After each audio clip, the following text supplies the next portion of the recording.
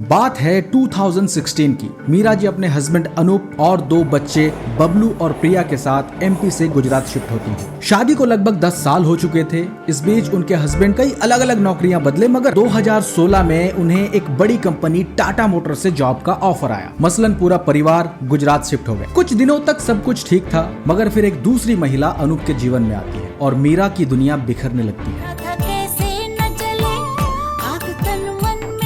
मीरा को इस बात का अंदाजा हो चुका था कि कुछ गलत हो रहा है, लेकिन वो कभी खुल के इस बारे में अनूप से बात नहीं करती। फिर एक रात वो होता है जिसका मीरा को कोई उम्मीद ही नहीं था।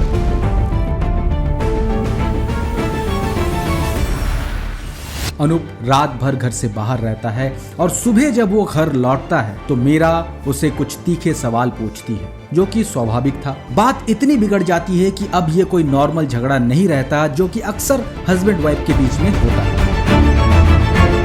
इस झगड़े से अनजान दोनों बच्चे जब स्कूल से घर वापस आते हैं तो मीरा हालात को संभालती है और बच्चों को कुछ नहीं कहती, मगर अंदर ही अंदर वो घुटन उसे महसूस होता है जिसका उसने कभी कोई तैयारी ही नहीं किया था।